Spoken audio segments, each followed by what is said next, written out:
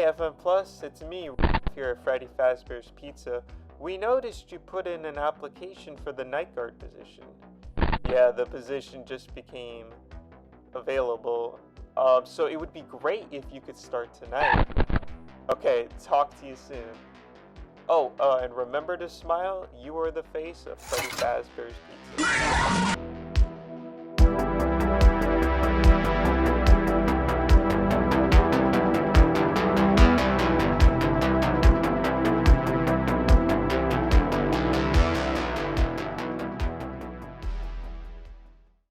Freddy Fazbear's Pizza, the one featured in FNAF 2, is no doubt one of the most iconic locations in the entirety of Five Nights at Freddy's. More grand and immense than the first iteration of the pizzeria, the building has many intriguing details within. Today we explore this interesting location, talk about what makes it work so well, and the little details that are often missed when playing the hectic game that is Five Nights at Freddy's 2. Join me as I journey through the new and improved Freddy Fazbear's Pizza.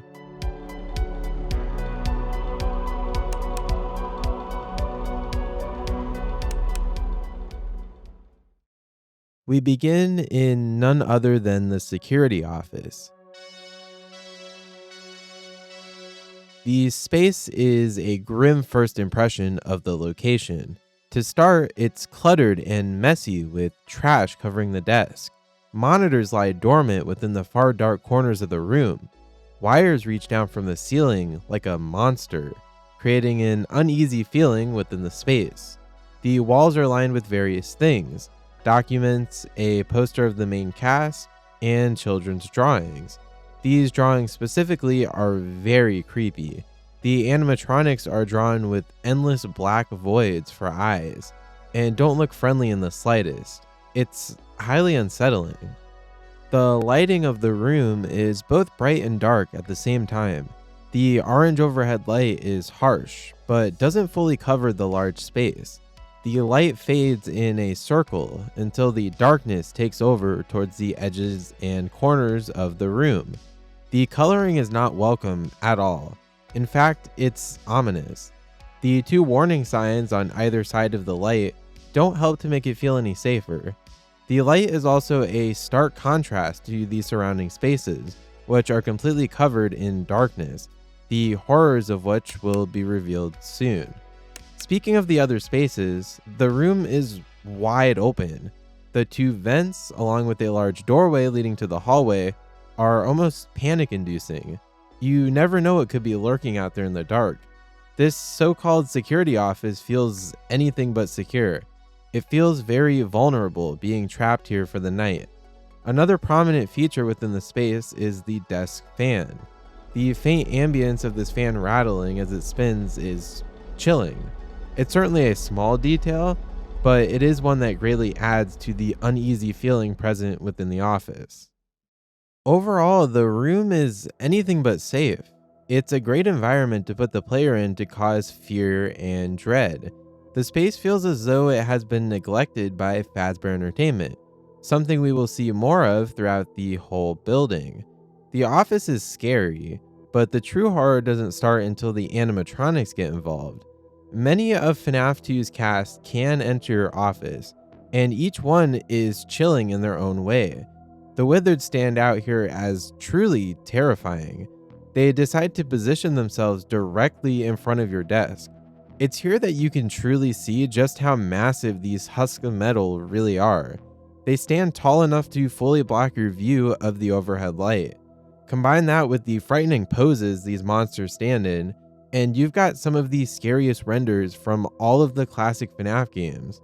No matter who comes into your office, the ominous lighting and cluttered mess of the space add to the already highly unsettling animatronic designs. As I mentioned before, this office has a couple of vents connected to it. The views in here are just as terrifying as the ones from the office. Whether it's one of the toys or one of the Withereds, it's always going to be a chilling sight seeing a full-sized animatronic crawling through the vent to get to you. Mangle is one that really stands out to me. The way that the massive parts crawls through the vent is scary. combined with the sound that it makes when it gets to the office. Withered Bonnie also really stands out to me here as well. Just something about this shot with his ripped off face and exposed wires really gets to me. Remember that the actual camera views are obscured by noise and static, which assist in making these views truly scary and highly iconic as well.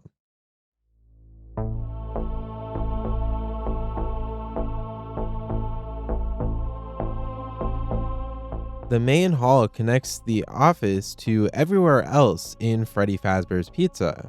The complete darkness of the space is immense. Whether viewing it from within the office or on the cameras, you never quite know who will be lurking in the dark until you turn on the flashlight. The hallway itself is fairly simple, but throw the animatronics in there and you get another area that has some incredibly scary shots.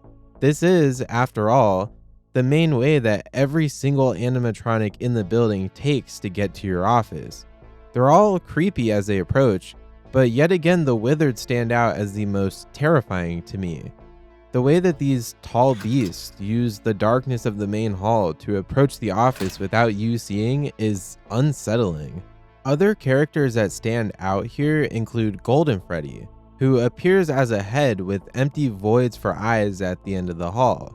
The long barren hall is again used incredibly well by these characters to create a chilling and creepy feeling. One more of the animatronics that I'd like to point out is how Mangle uses the space. She is different from the rest, as he uses the ceiling as a method of travel rather than the floor like the others.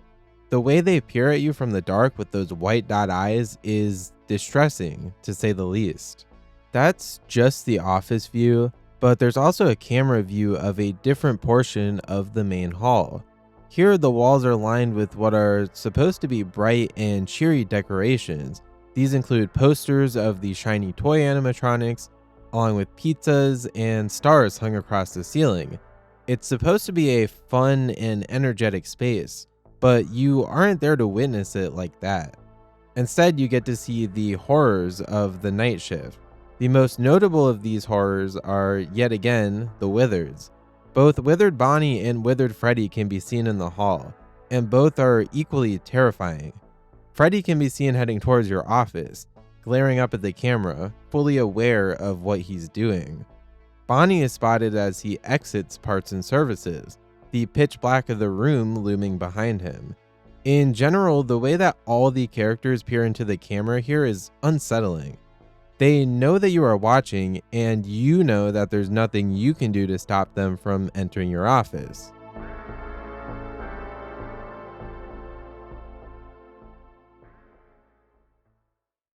As mentioned before, this hall connects to parts and services, another pitch black room within the building. It houses the dark past of the company. Inside, we find not much of anything besides the withered animatronics. The space is dirty, with wires lining the walls and dirt covering the floor. It's clear that Fazbear Entertainment would like the secrets of this room to stay hidden away. The lack of care with these animatronics is clear. They're all just there, with no sense of care for them present. Seeing them lifeless through the cameras on night one invokes an eerie feel. It's clear from the beginning that they will become active sooner or later. The withers in general just lead to some very chilling shots. The room is even more scary when you check and see nobody in there. If you see that, it may already be too late.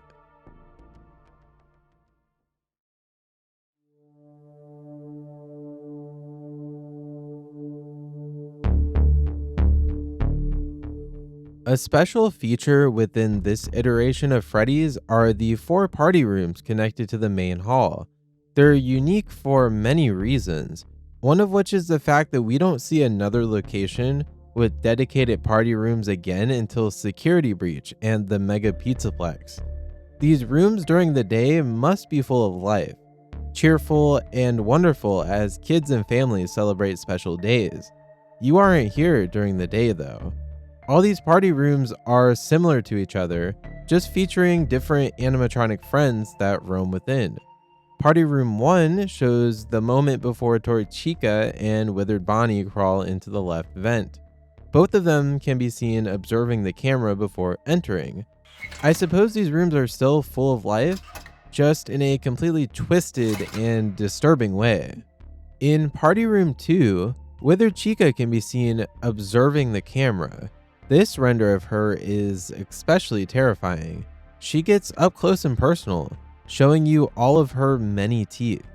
It's quite the ominous thing to do. MatPat can also be seen here entering the vent, peering up with his green eyes before doing so. Mangle can also appear in this room, leading to another scary shot on the cameras. It seems that the Withers just love to get directly in the cams, as Withered Freddy can be seen doing this in Party Room 3. Another iconic shot from FNAF 2, you can see the white dots in his eyes here as well. MatPat can also be seen here, looming farther away and holding his guitar. The final party room features Toy Bonnie again, scarily staring directly into the camera. Both Chicas can also appear along the far wall of the room. Interestingly, Toy Chica can be seen crouching down for an unknown reason. Each party room is slightly different from the others, but they all serve the same purpose. They are all used to make really cool and terrifying shots of the animatronics. I will talk about this more later, but the renders from these cameras have stuck around as some of, if not the most iconic renders from across the entire Five Nights at Freddy's series, and it's no wonder why. Every shot here is chilling in its own way, and all induce panic and fear when seen.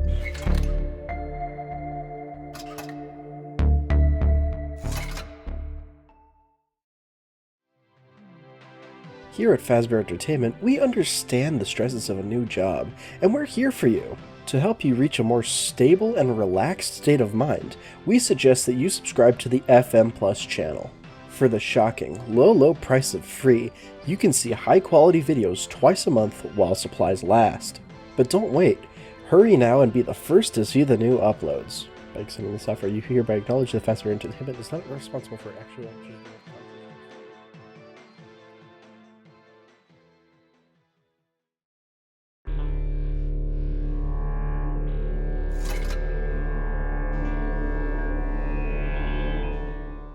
Yet another location I can imagine looking very fun and cheerful during business hours.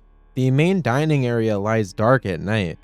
The dining space itself actually feels quite small and limited, as most of the parties probably occur within the previously covered party rooms.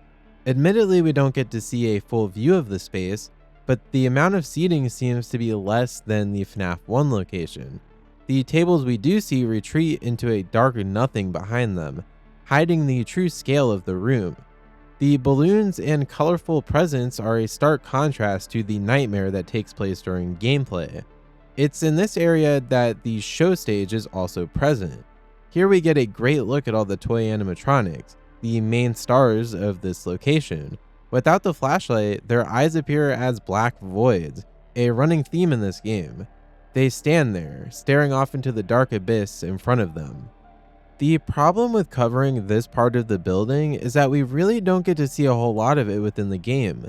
If anything, the unknown space of the building is creepy in its own way, as the characters have a lot of hidden space away from the cameras to be hiding in. I'd also like to point out the positioning of this camera specifically. Why is it so low to the ground compared to literally every other camera in the space? Mangle will occasionally appear here and result in a creepy view where he looms above the camera. Toy Freddy can also be spotted all the way in the back of the visible space, lurking between the tables.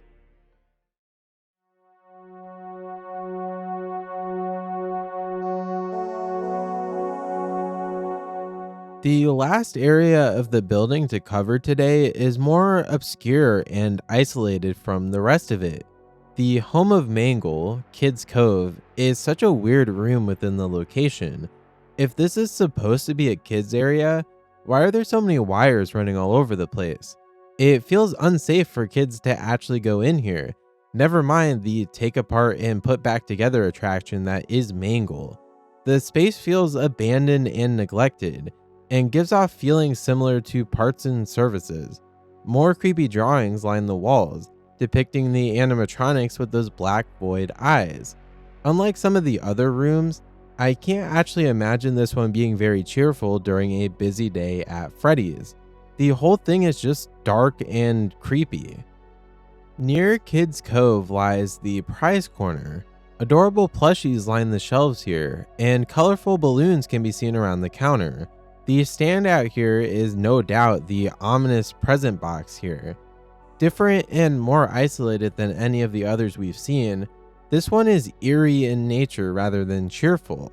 As we all know, it's home to the puppet, the most mysterious animatronic in this game. Did you know that you can actually see her leaving the box? Most people miss this during gameplay, but it is there.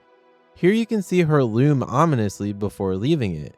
The prize corner serves one purpose, and that is to house the puppet.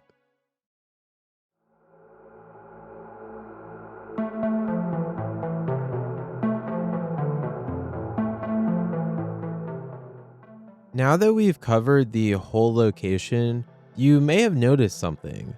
A ton of this video has been about the animatronics within the spaces rather than just the spaces alone, and there's a very good reason for that. Five Nights at Freddy's 2 is a very hectic game, and because of that, you never get to look at any of these cameras if you actually want to beat it. You never really get to see any of the spaces themselves either. It's a shame because all of these renders we've gone over, as well as a few that I didn't, are so well done in a way that most FNAF games just can't compare to. Genuinely, FNAF 2 features some of the most ominous and truly terrifying renders within the whole series, and it's such a shame that none of them are ever seen during gameplay.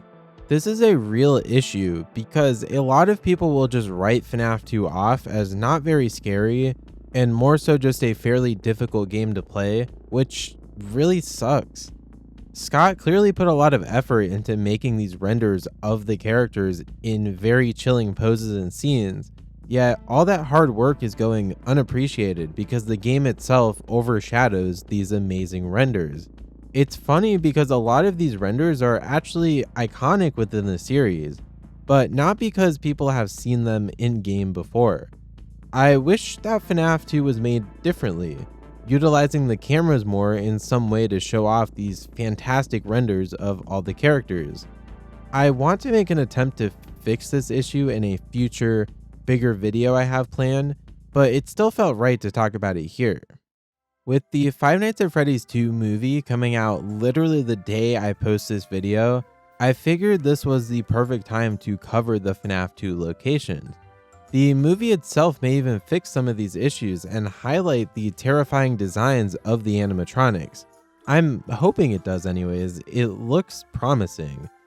If you enjoyed the video, be sure to like it, hype it, and subscribe for plenty more FNAF videos like this one.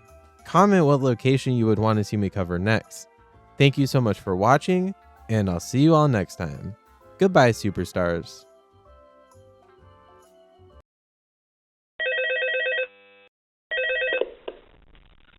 Hello? Oh, hey, it's you again. What's that? You're getting a new animatronic?